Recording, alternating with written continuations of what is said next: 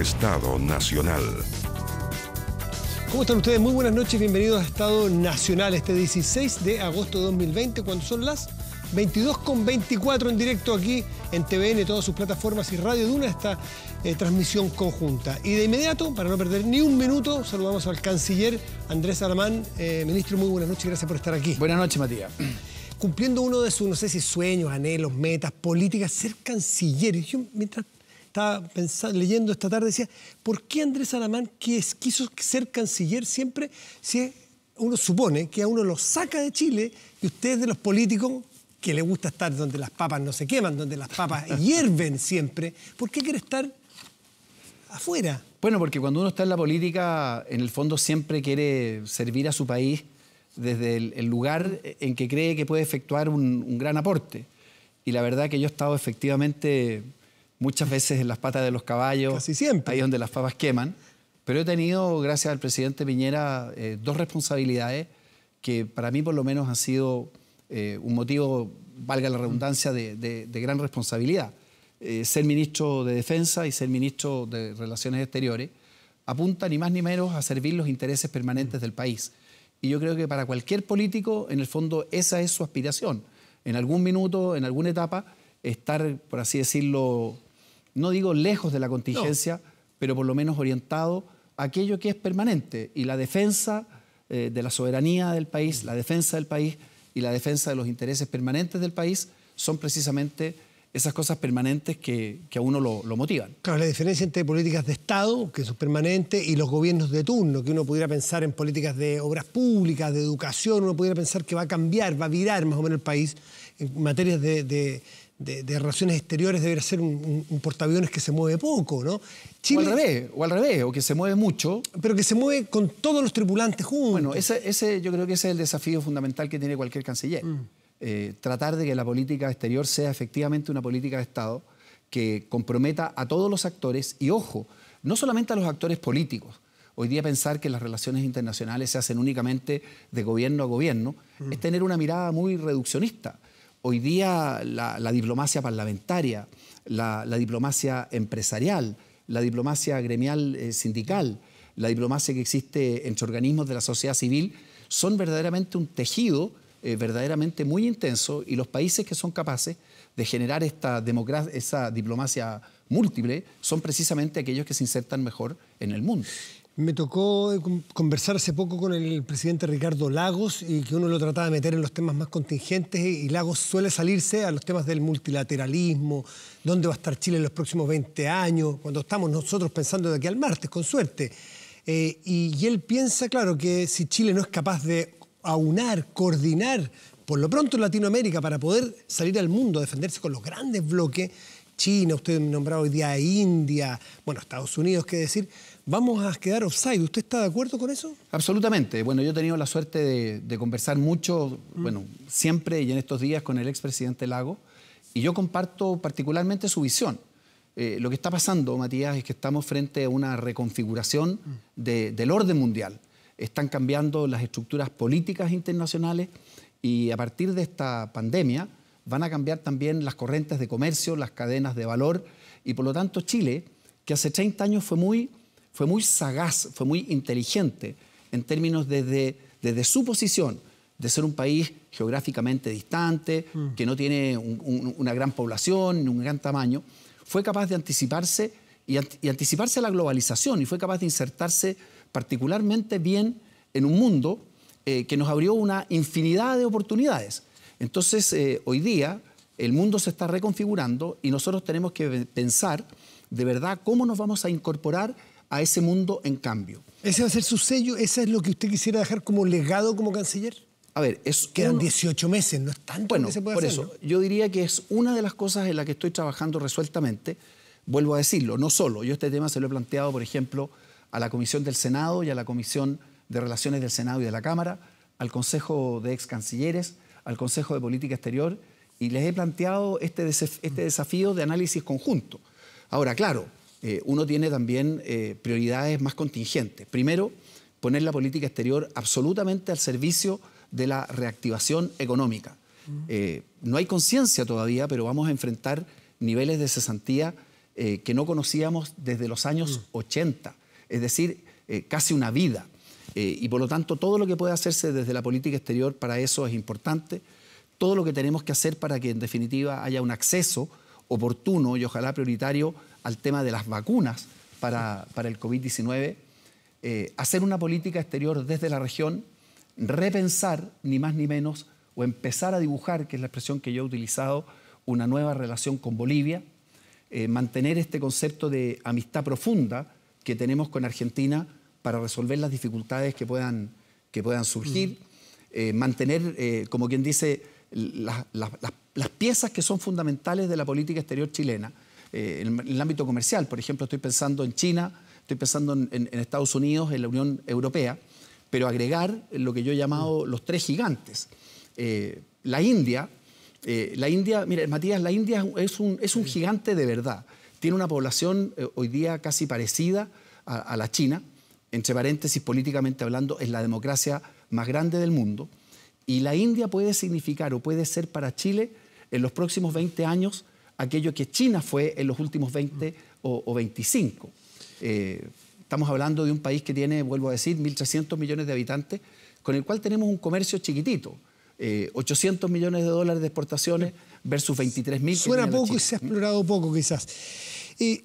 Yo leí la entrevista de día en Mercurio suya, que me pareció súper interesante por los contenidos, pero por el tono. Muy poco de canciller, porque yo no recuerdo haber leído entrevistas a cancilleres en el último tiempo que hablaran sobre los líderes políticos de la oposición, sobre orden público, sobre temas que son más bien contingentes y locales. Los cancilleres uno suelen tirarlo rápidamente a hablar sobre el ALCA, sobre el Mercosur, sobre la Unión Europea, y uno dice, bueno, pero quiero llevarlo a terreno. No cuesta mucho llevarlo a terreno. ¿Es parte de lo que usted negoció, entre comillas, con el presidente Piñera cuando entró al gabinete, que también va a estar en los temas locales? A ver, en primer lugar, cuando uno se incorpora a un gabinete, uno no negocia. Ya, pero puede poner condiciones. Usted, estaba en el Senado y estaba cómodamente en el Senado. Bueno, pues yo puedo decir, por lo menos en mi aspecto, yo no negocié nada. Yo acepté una invitación y yo tengo muy clara cuáles son las prioridades que tengo como canciller, que son, créame, tiempo completo. Pero claro, yo no vengo de la nada, vengo de una trayectoria política y obviamente que si a uno le preguntan las cosas de la contingencia, uno las tiene que contestar.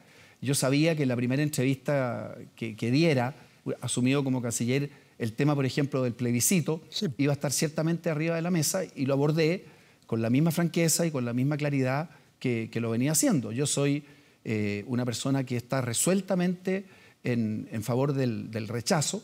Estoy plenamente consciente que el gobierno tiene una política de neutralidad que yo no creo que vaya a cambiar y me parece bien que no vaya a cambiar, pero las personas como yo, como el ministro del Interior, Víctor Pérez, o como el propio ministro de Defensa, Mario Desbordes, que tenemos posiciones marcadas, bueno, lo lógico es que si nos preguntan, las expresemos.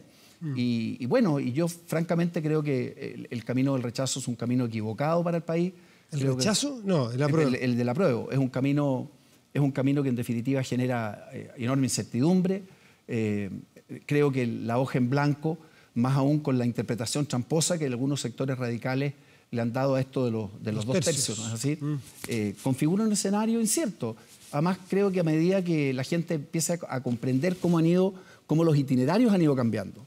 Si gana el apruebo en octubre, ¿no es así? Vamos a tener que elegir una asamblea en el mes de abril y 5 meses después vamos a elegir a un congreso que en mi opinión podría tener plenas facultades constituyentes. Entonces uno se pregunta y dice, a ver, ¿qué país intentando salir de la pandemia con una situación económica particularmente compleja se va a dar el lujo de tener 2 órganos deliberativos en circunstancias que perfectamente el Congreso podría hacerse cargo de la tarea de redactar una nueva constitución? Entonces, los argumentos... Pero usted fue firmante del acuerdo del 15 de noviembre y eso se pudo haber previsto o se previó y perdieron la posición. Mire, es que han cambiado las cosas. El acuerdo se firmó en un contexto de amenaza de quiebre democrático ostensible, como todo el mundo ha reconocido, y después fueron pasando este conjunto de cosas que hemos conversado. A los 6 días después de haber firmado el acuerdo, partidarios de ese acuerdo estaban acusando constitucionalmente al presidente de la República para destituirlo. Posteriormente hemos tenido estas postergaciones que tienen que ver con la pandemia. Pero en fin, hay dos opciones que son perfectamente legítimas. Hay personas que tienen buenos argumentos para estar en favor del apruebo, otros consideramos que tenemos mejores razones para estar en favor del rechazo. Hay quienes dicen que usted forma parte de un grupo que se llama el del 40%, que los que cree o aspira o está convencido de que del rechazo, que su posición va a llegar al 40%, que es una posición cómoda o al menos equilibrada para después ir a una constituyente. Pero a todo indica, no sé si usted tiene datos distintos, que las encuestas más bien hablan de un 70-30, incluso de un 80-20 en favor del apruebo, lo cual sería una paliza para el gobierno. ¿Le parece razonable que el gobierno se alinee mucho con una posición que pueda ser sometida a una paliza electoral o política? Yo no creo en primer lugar que vaya a haber una paliza.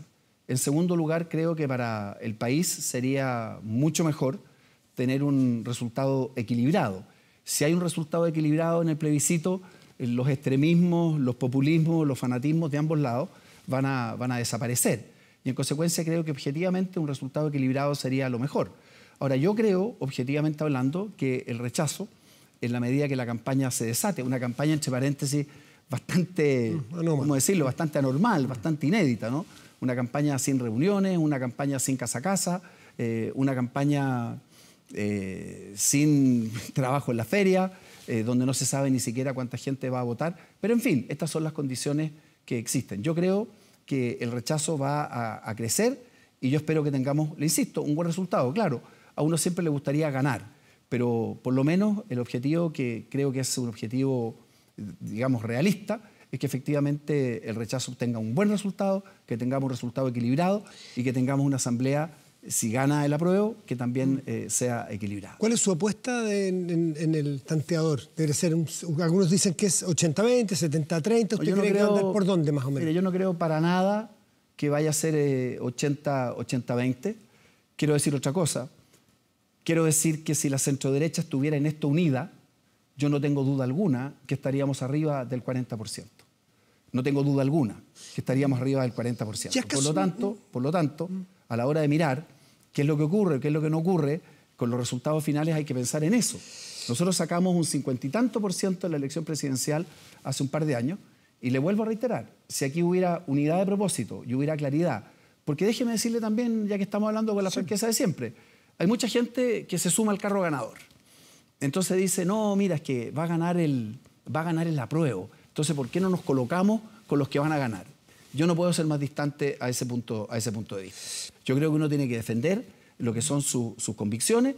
Si la centroderecha estuviera unida y no tuviéramos estas disensiones, estaríamos arriba del 40%. Pero si uno habla con algunos ministros, con algunos líderes de su sector que están por el apruebo, también quisieran lo mismo que usted, tener unidad de propósito.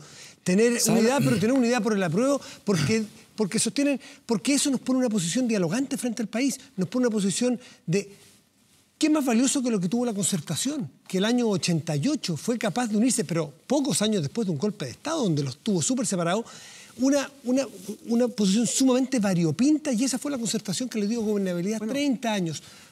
¿Qué tiene de malo para la derecha su sector que haya apruebo y rechazo? ¿Por qué los quiere tener todos en el rechazo?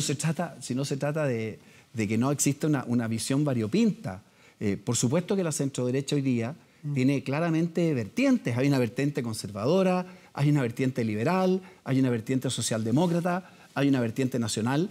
Eso es lo que nos permitió tener excelentes resultados. ¿Pero por qué los quiere tener todos alineados en el rechazo? No se trata de que los quiera tener. Lo que quisiera, ¿por qué aspira a eso? Por una razón muy simple, porque la clave para ganar las elecciones es estar unidos. Fíjese la obviedad que estamos conversando. ¿Y por qué no se unen en el apruebo? ¿Por qué es mejor unirse en el rechazo que en el apruebo? Precisamente por las coyunturas que existen en cada cosa. En primer lugar, yo francamente tengo muy pocas coincidencias con muchas personas que le han dado precisamente al apruebo un contenido que bajo ninguna circunstancia estuvo ni siquiera visto al momento de pactarse el acuerdo del mes de noviembre. Pero hay dos caminos. Yo considero que el camino, estamos repitiendo los argumentos, yo considero que el camino de rechazo es un camino de certidumbre, es un camino institucional, es un camino conocido, que no tiene ninguno de los baches ni ninguno de los desafíos que tiene el camino del apruebo. Ahora, ¿pueden estar opinando de distinta manera? Por supuesto que se puede estar opinando de distinta manera. Los argumentos que uno cree son aquellos que en definitiva pone arriba de la mesa. Ahora, cuando se dice cuál va a ser o cuál no va a ser el resultado, vuelvo a decir, hay un elemento esencial para cualquier contienda electoral. Cuando uno va a una contienda electoral dividido, habitualmente le va mal. Fíjese la obviedad que estoy diciendo. Sí. Entonces, si la centro-derecha en su conjunto, porque digamos las cosas también como son, una gran mayoría de la centro-derecha está por el rechazo. Entonces, yo siento que la disidencia, por así decirlo, que en definitiva cruza la vereda, en la práctica lo que hace es favorecer las posiciones de los adversarios. Pero, así de simple. ¿De dónde saca esa cifra que la gran mayoría? Porque uno ve los líderes, los ministros, la mayoría están por el apruebo. A ver, yo quisiera... Presidente de partido, el mejor candidato que tienen ustedes está por el apruebo. Pero vamos viendo. Renovación Nacional es hoy día 75, 80, 20 a favor del rechazo. La Unión Demócrata Independiente es, yo diría, casi la totalidad después de que el ministro Jaime Velorio tomó esta posición. Creo que en el caso de Bópolis ocurre exactamente lo mismo. Pero en fin, yo le vuelvo a decir, aquí hay un punto central que es el que hemos estado conversando. Yo tengo la impresión, más bien tengo la certeza, que la gran mayoría de la centro-derecha se identifica con el militantes y la población, el chileno, bueno, porque usted conoce también, chileno y chilena media a lo largo de Chile, que se identifica con ustedes, a lo mejor están más con el apruebo, ¿o no? Es que eso es justamente lo que yo no creo, y eso es justamente lo que vamos a ver, precisamente en el plebiscito cuando se produzca la votación. Mire, la centro-derecha, más allá de las elecciones presidenciales, habitualmente tiene como una especie de promedio en los últimos 30 años, del orden de 37, 38%, 40%, un poquito menos, que cambia en las elecciones presidenciales cuando hay segunda vuelta. Si hoy día todo el mundo le está dando ya un 30, un 34, un 35% a la opción rechazo, lo que estoy diciendo entonces es que la mayoría de la centro-derecha está en esta posición. ¿No le asustó? No sé si asusta la palabra, ¿no? Teme a quedarse en el rechazo sea visto por la población, no política, no politizada, como un grupo que está aferrándose a algo, que sea más conservador, que se nieguen al diálogo y a sentarse todos a conversar y darle un cariz civilizado a una constituyente, que queden en una minoría arrinconados? Pero ¿cómo va a ser una minoría si si es que pierden con el 30 o con el 25? Está bien, pero ¿cómo va a ser una minoría si yo en definitiva creo que va a ser un resultado perfectamente equilibrado? Lo que nosotros hemos dicho es que el avance hacia una nueva constitución hay que hacerlo precisamente a través de los mecanismos institucionales que al respecto existen. Yo soy absolutamente convencido que va a haber una nueva constitución. Básicamente la discusión es con qué procedimiento y a través de qué mecanismo lo hacemos. Más aún, en estos propios días, en estos propios meses, se ha visto que incluso torciendo un poco la mano, es perfectamente posible modificar la Constitución, como se ha modificado. En consecuencia, nadie está aquí en la tesis de que hay que dejar la Constitución tal cual, porque también, ya que estamos en esta conversación, ¿de qué Constitución estamos hablando, pues? Si la Constitución que se está discutiendo hoy día es la Constitución del año 2005, la misma que firmó Ricardo Lagos, la misma que tiene la firma de Ignacio Walker, de Nicolás Izaguirre, de Yasna Proboste, de Francisco Vidal. Entonces, bueno, ¿en qué estaban pensando todos estos señores cuando firmaron esta Constitución y dijeron que renacía la democracia? El presidente Lagos ha dicho que es lo que consiguió, es lo que pudo hacer, no es la que él quería hacer, Matías, lo ha dicho Lagos. Todos los que firmaron la Constitución el año 2005 concurrieron a un acto público donde se señaló que de hoy en adelante Chile tenía una Constitución plenamente democrática. Si quieren cambiar de opinión, pueden perfectamente hacerlo. Nadie está obligado a mantenerse siempre en la misma posición. Pero de que eso fue lo que se dijo y eso fue lo que se le planteó al país, no hay ninguna duda. Y más aún, algunos dicen que el error del presidente Lagos, ¿cuál fue? No plebiscitar. No haberlo plebiscitado. Y si dicen eso, ¿qué es lo que están diciendo? Que si hubiera habido plebiscito, entonces esa Constitución, la del 2005, que es la que rige hoy día, habría estado plenamente vigente. Pero en fin, yo espero, mire, más allá de esto... Algunos dicen que vamos a ver el gobierno cambiar de posición de esta presidencia, neutralidad, a que va a empezar también a demostrar que las dos opciones le son igualmente válidas. Mire, es que yo creo que el gobierno tiene una posición de neutralidad y lo que es razonable es que si hay dos posiciones igualmente legítimas, que en definitiva prevalezca aquella que la ciudadanía exprese. Y posteriormente habrá que encauzar el proceso constitucional en ese sentido. ¿No debiera dejar la neutralidad al gobierno a su juicio? Yo creo que no, yo creo que está bien lo que está haciendo. Se fija más aún porque adentro del propio gobierno existe esta diferencia. Y déjeme decir una cosa, Matías. Yo me he dado cuenta, por ejemplo, y es uno de los esfuerzos que voy a hacer como canciller, tenemos que explicar mejor el proceso chileno en el exterior. El proceso chileno en el exterior se entiende muy poco y se entiende mal. ¿Por qué? Porque contrariamente a lo que ha sido la historia puertas adentro, cuando uno viaja, cuando uno ve la visión que se tiene de Chile, la visión que se tenía y que en gran medida todavía se tiene de Chile en el exterior es de un país profundamente exitoso. Un país que en 30 años redujo la pobreza, expandió su clase media, se incorporó en el mundo, generó, entre paréntesis, una justicia transicional en materia de violaciones a los derechos humanos que no existe casi en ninguna parte del mundo. Es decir, ha habido una política severa en ese sentido. Y mucha gente miraba este país, y lo sigue mirando, con mucha admiración. Y de pronto se produce el estallido y muchas personas se preguntan por qué se produjo, y hay que dar una buena explicación, pero sobre todo tenemos que explicarle al mundo, porque eso es muy importante para volver a reinsertarnos, cómo vamos los chilenos a resolver institucionalmente esta coyuntura en la que nos encontramos. Oye, antes de la resolución institucional, es la resolución de coyuntura, porque el 25 de octubre no sería raro que estuviéramos en un momento complicado de la pandemia. Hay indicadores, que no vamos a entrar en ese tema, pero hay indicadores que indican que está subiendo en la gran mayoría de las regiones, todavía está controlado, pero no sabemos qué va a pasar en 2 meses más. Entonces, ¿qué pasa si es que el 25 de octubre no hay posibilidades reales o libres para ir a votar desde el punto de vista de la pandemia? Los mayores de edad, la gente tenga susto. Y se lo pregunto porque se está abriendo ya una discusión. ¿Con qué porcentaje de participación le parece a usted que puede ser el límite de lo legítimo o no legítimo de un plebiscito en participación? A ver, yo diría lo siguiente. Yo diría que si en el plebiscito se obtiene el mismo resultado que en la última elección presidencial, yo diría que el resultado es... ¿45%? Yo diría que el que fuera, yo diría que es completamente inobjetable. Es decir, se mantuvo el parámetro y se mantuvo exactamente la votación que se produjo en la última elección presidencial. A mí me parecería eso completamente inobjetable. Y yo entiendo, entre paréntesis, que los propios partidos, no sé en qué habrá quedado esto, cuando prorrogaron... cambiaron la fecha. Claro, de marzo, prorrogaron de abril a octubre.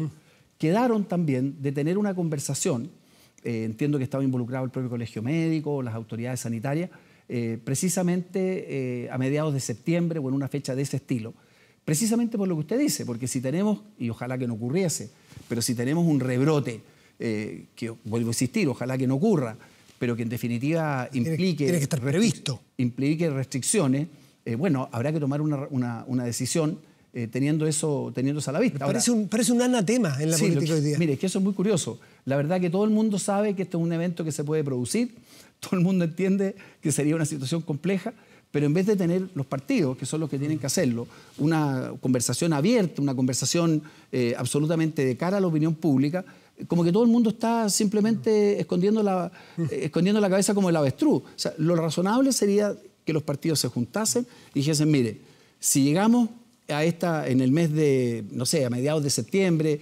inmediatamente después del 18, y tenemos una situación que en definitiva no permite tener un acto electoral, bueno, se tomarán las conclusiones y se tomarán las decisiones que se tomaron en el mes de marzo para el plebiscito de abril. Ministro Alamán, se me quedó una cosa de la entrevista de hoy en Mercurio que me pareció muy decidora del tono. Usted dice que una de las cosas que deben hacer es reforzar el carácter. Y reforzar el carácter tenía que ver con las convicciones. Habló un poco de una argumentación compleja. ¿Usted siente que el gobierno del presidente Piñera hasta aquí le ha faltado defender con carácter la convicción del sector político que representa?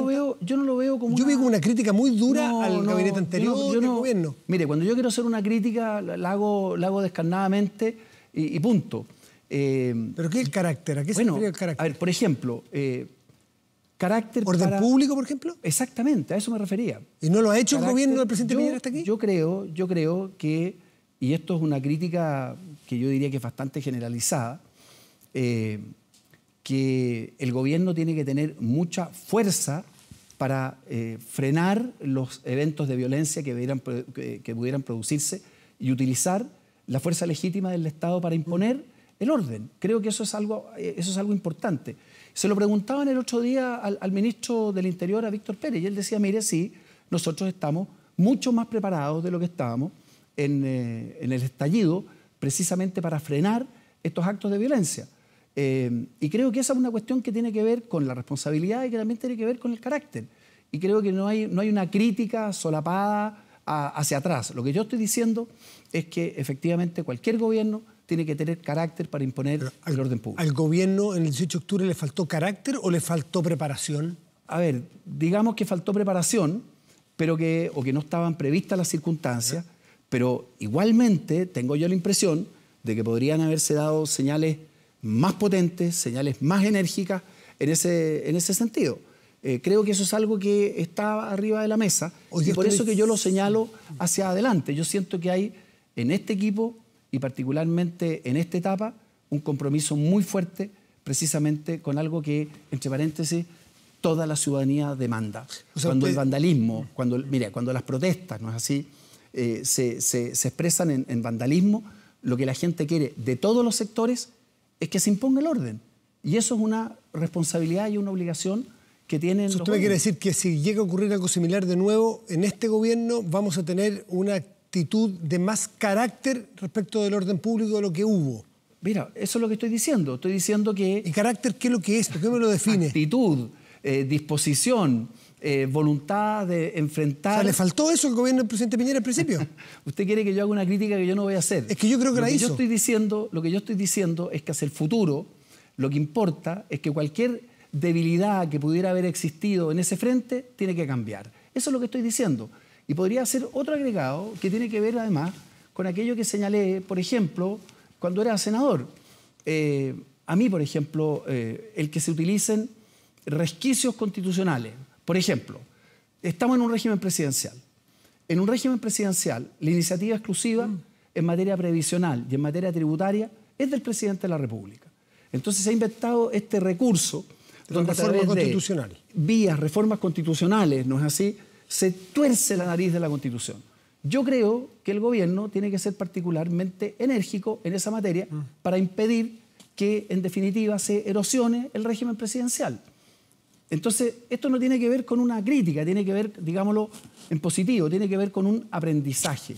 Y yo estoy absolutamente convencido que si volvemos a tener embates de esa naturaleza, se dará lo que corresponde, se recurrirá oportunamente ante el Tribunal Constitucional. Lo curioso es que esas derrotas se las produjeron sus propios camaradas, sus propios compañeros de partido, pero sus propios compañeros de gabinete hoy día. Son los que eran los adalides de torcerle la línea a la Constitución. Pero mire, Mario Desbordes. A ver, todas las diferencias que yo puedo haber tenido con Mario Desbordes las vamos a dejar obviamente en el pasado. Pero usted apunta una cosa que este equipo político ya ha corregido. Porque efectivamente para un gobierno en un régimen presidencial es muy difícil sacar las cosas adelante cuando su propia coalición se encuentra desordenada.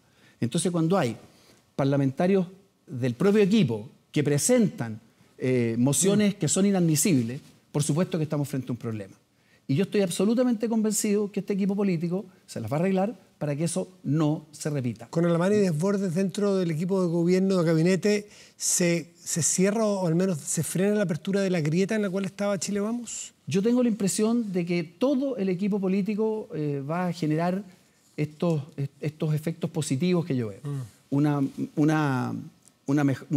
mejor distancia, una menor brecha. La grieta. Una grieta. Sí, yo mismo la grieta. Una grieta entre... O sea, todo el régimen presidencial funciona sobre la base de que los partidos de la coalición apoyan al gobierno. La coalición tiene que funcionar mejor y dentro de los partidos no tiene que haber división. Yo creo que esos tres elementos este equipo los está logrando. Y esto permite, Matías, lo siguiente. Esto permite una mejor acción de gobierno y también permite, y esto hay que ponerlo arriba de la mesa, una mejor relación con la oposición. Porque si el propio frente interno está desordenado, entonces obviamente que los incentivos que se generan al frente en la oposición son, por supuesto, muy complejos. Porque ¿qué es lo que dice la oposición? Dice, mire, oiga, el gobierno dice, mire, ¿sabe qué más?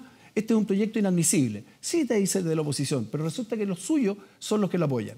Entonces, un gobierno ordenado, con una coalición que también está ordenada, no solamente hace que al país le vaya mejor, sino que genere un mejor trato con la oposición. ¿Faltó liderazgo desde la moneda para ordenar una coalición que entró en esta grieta? Hubo condiciones complejas que en definitiva y en la práctica permitieron que se produjeran todos estos episodios. Yo lo que estoy viendo es un gobierno mucho más ordenado, un gobierno con la película clara, un gobierno que está cohesionado, que ha logrado rearmar sus fuerzas y que, por ejemplo, permite, que es lo que a mí me corresponde, llevar adelante una política de Estado en materia exterior. ¿Sabe algo que tiene inédito el futuro político? Es que yo hace no sé cuánto tiempo que no veía que hay una persona que no va a estar en la papeleta, porque explícitamente lo ha dicho, Andrés Alamán. Eso le da cierta libertad a usted para mirar esto. Así porque, es. porque usted no va a ser candidato presidencial. Así es. Yo del mismo minuto... ¿Y es porque ve que Lavín ya es el candidato de la derecha? Mire, uno tiene que servir a su país. De verdad, esa es la motivación que tenemos los políticos. No pienso. Entonces mire, yo no podría estar hoy día ejerciendo el cargo que estoy ejerciendo si tuviera un ojo puesto en la... si tuviera alguna... Por eso se lo digo. Por eso si le creo, usted no está en la carrera. Contesto, yo estoy absolutamente fuera de esa carrera. Estoy hablando del observador Andrés Salamán, que nunca lo habíamos tenido en esa condición. Que nunca era siempre un interesado eventual. Como ese observador, ¿usted ya ve a Lavín como el candidato de su sector? Es el que tiene sin duda la mejor opción, pero vamos a tener una primaria. Va a haber candidatos de Renovación Nacional, van a haber candidatos de Nevópolis. La última elección, la primaria de la centro-derecha aceptó al Coto Sandón, que en ese minuto era independiente. Yo no descarto que pueda haber una... Hoy día RN se lo está pidiendo a Desbordes, un sector de RN. Bueno, es perfectamente razonable... ¿Lo identifica? ¿Lo interpreta usted? Es perfectamente razonable que un sector que ha sido seguidor del ministro Desbordes lo proclame como candidato presidencial. Él va a tener que resolver si en definitiva termina su periodo como ministro o en definitiva es candidato. No es mi problema. Está bien. Pero ¿y por qué él de repente esta derecha social de la cual usted no cree mucho? Dice que hoy día dijo que era un invento, era humo prácticamente, la derecha social. Yo recordé que la primera vez que yo escuché de esto, no es así, fue hace como 10 años en otra coyuntura. Otra coyuntura, la misma persona, porque es Lavín el que está de nuevo ahí. En ese minuto Lavín era el partidario de la derecha social junto con Pablo Longueira, pero no duró mucho ese intento.